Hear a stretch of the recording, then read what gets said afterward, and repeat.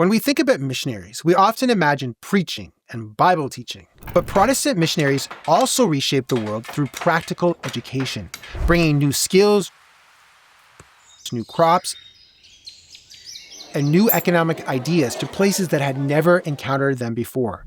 Dr. Robert Woodberry, a researcher in this field, explains their impact some more. Missionaries also pioneered spreading of practical education. Most education was classical texts.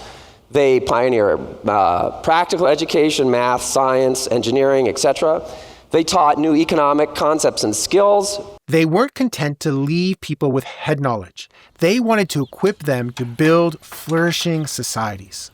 In many societies, people didn't have a concept of private property. Missionaries were worried that once they had contact with white settlers, people would confiscate their land.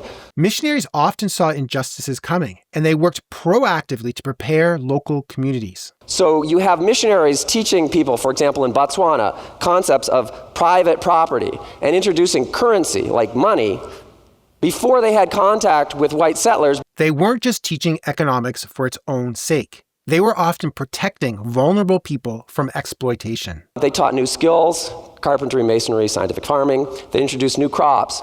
So they introduced cocoa, like for chocolate, to West Africa, which is the main crop there. They introduced cotton to Uganda. They introduced pears and apples to China. The economic impact of these innovations is massive.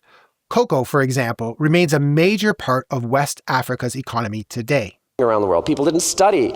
Like elites, education was for elite people. Missionaries were introducing those kinds of things all around the world. Instead of reserving education for the upper classes, missionaries empowered ordinary people to improve their lives through education and experimentation.